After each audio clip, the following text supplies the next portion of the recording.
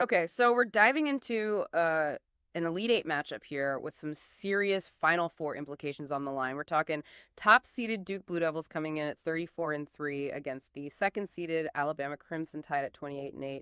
We've got a ton of previews and analyses here, and our mission, as you've requested, is to really get a handle on this game. And I think specifically kind of focusing on that point spread of Duke being favored by 7 to 7.5 points.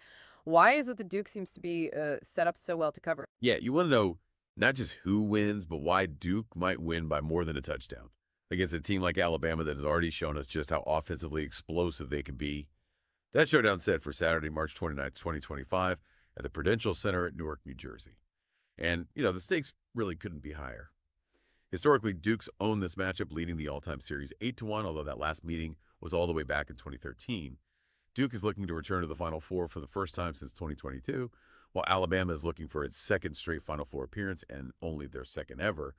So what makes Duke such a strong favorite here? Well, we can start with their Sweet 16 performance. Yeah, that Sweet 16 victory over Arizona was something else. A 100-93 final score in a game that felt closer than that at times. And what really stood out to me, and this has been a theme all season long, is the exceptional play of Duke's freshman class. Cooper Flagg put on an absolute show, 30 points, 6 rebounds, 7 assists. I mean, those season averages for him, 19 points, 7.5 rebounds, 4.5 assists. Those aren't your typical freshman numbers. He looks like a seasoned veteran out there. Absolutely. Yeah. And what I think is so interesting about Flagg and why I think folks should be paying attention to him is his impact on both ends of the floor. You look at those steals and blocks, 1.5 steals and over 1 block per game. That's not just an offensive threat. And he's not the only freshman making waves for Duke. Chicago also dropped 20 points against Arizona. His 14.2 points per game average shows he's a reliable scorer. That balance offensively is so crucial for Duke because it means Alabama can't just focus on taking one guy out of the game. Exactly. And it's not just about Duke's ability to put the ball in the hoop. Their defense has been stifling all season long. They're allowing just 62.5 points a game, which is 7th in all of division. Whoa. But here's the stat that really jumps out at me when we consider Alabama's three-point shooting. Opponents are shooting just 31% from deep against Duke, and they're taking 22 three-point attempts per game. To me, that suggests that Duke's perimeter defense is for real. I think so, too. And Duke guard Tyrese Proctor actually said he believes their defensive cohesion makes them the best in the country. Now, whether that's just supreme confidence or reality, those numbers definitely back it up. What I find fascinating here is how Duke achieves that low three-point percentage. It's not just luck. They're incredibly disciplined in their closeouts, forcing contested shots without fouling very often. Huge difference, because even if a team is getting open looks, a good contest can really throw a shooter's rhythm off, and Coach Shire seems to be emphasizing consistency at this stage, saying they don't need to do anything drastically different, just execute at a high level. Given that they were in the Elite Eight last year, even though they didn't advance, I have to imagine that experience of playing under this pressure is really beneficial for them this time around. For sure. They've been there before. And that institutional knowledge, both on the coaching staff and with some of the returning players, is absolutely an advantage. Yeah. Now switching gears, let's talk Alabama, a team that just put on one of the most unforgettable Sweet 16 performances in recent memory. Unforgettable is right. They absolutely shattered NCAA tournament records by hitting an astounding 25 three-pointers in their 113-88 win over BYU, 25 three-pointers in a single game. It was an absolute barrage. It really was. And leading the charge was guard Mark Sears, who had a phenomenal game, scoring 34 points on 10 of 16, shooting from the point range. On top of that, he had 8 assists and 3 steals. His season averages of 19 points and 5 assists show that while that three-point display was exceptional, he's a consistent offensive engine for them. However, relying on hitting 50% of your three-pointers is rarely a winning formula in the long run.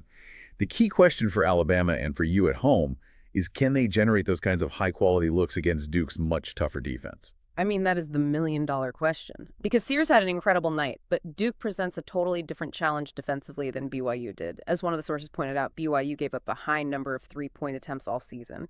Duke is a whole different beast. Exactly. And it's not just Sears. Aiden Holloway also made a significant offensive contribution, hitting 6 threes himself. So Alabama definitely has multiple guys who can get hot from outside. What's interesting to note, though, is the experience in Alabama's starting lineup. 4 of their 5 starters are in their 5th year of college basketball. Wow. That veteran leadership in a high-stakes game like this can't be overstated. It's a great point. You've got that seasoned Alabama team going up against this Duke squad that, while incredibly talented, relies heavily on those freshmen we just talked about. And these teams are polar opposites, stylistically. Yeah. Alabama plays at the fastest tempo in the nation. They want to push the pace, get out on the break, and score in transition. That fast tempo is a core part of their identity, and it leads to those big point totals we see from them. However, as you mentioned, that faster pace sometimes can come at the expense of defensive solidity. Their defensive numbers just aren't as impressive as Duke's, which is something to keep in mind when we think about this point spread. Okay, so we've laid out some of the performance history and stylistic considerations for both of these teams. Now let's really zero in on that point spread. Duke favored by 7 to 7.5 points, and we're seeing some variation in that number across different sports books. That's right. CBS Sports Prediction Model has Duke as a 7.5-point favorite. BetMGM lists it at Duke minus 7.5 with minus 102 odds, and Alabama plus 7.5 at minus 118. VSCN has it a little bit tighter at Duke minus 6.5 and Alabama plus 6.5, both at minus 110. So the consensus seems to be that Duke is likely to win, but the margin of victory is up for debate.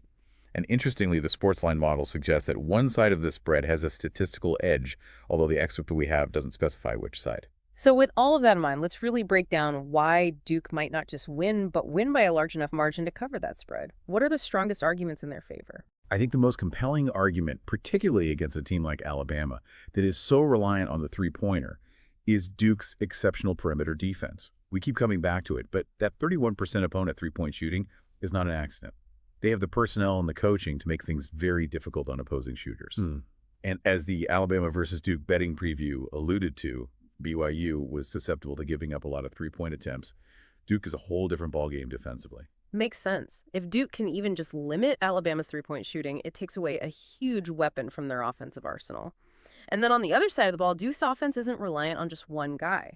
We've seen multiple players step up and make big contributions, especially those freshmen.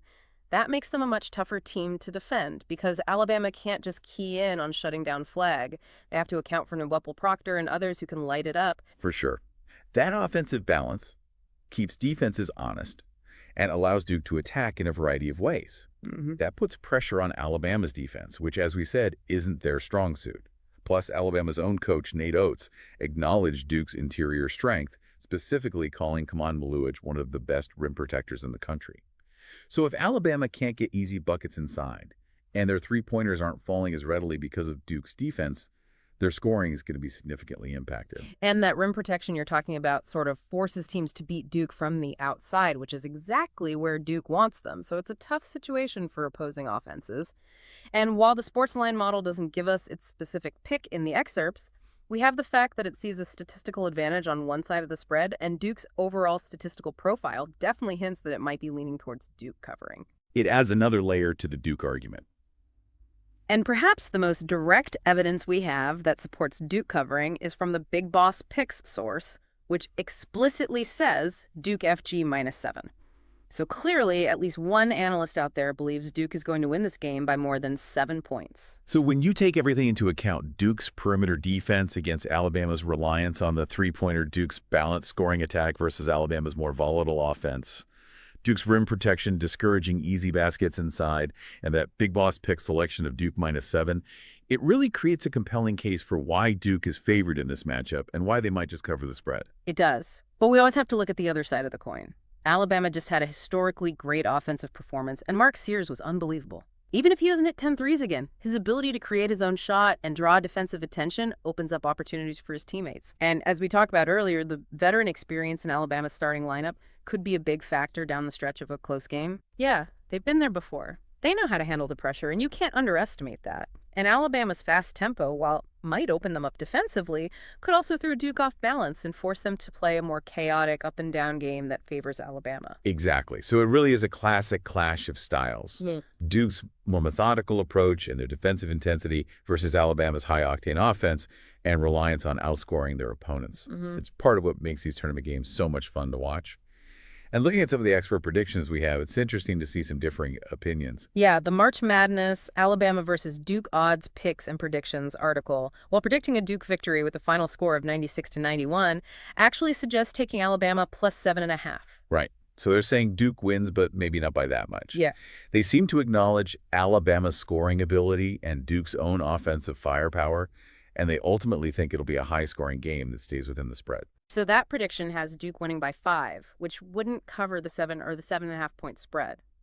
VSIN has a different prediction, though, with an estimated final score of Duke 90, Alabama 84. So a 6-point Duke victory, which would cover the 6.5-point spread that VSIN lists, but would not cover the 7 or 7.5-point spread. So even the experts seem to be split on whether Duke will cover, even if they seem to agree on a Duke win. Right. So to recap for you, we've really dug into this Elite Eight showdown between Duke and Alabama.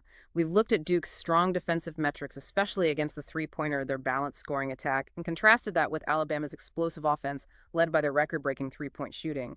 The current point spread, as we've said, favors Duke by 7 to 7.5 points. And I think when we really focused on those arguments for Duke covering that spread their ability to slow down, Alabama's three-point attack really stood out.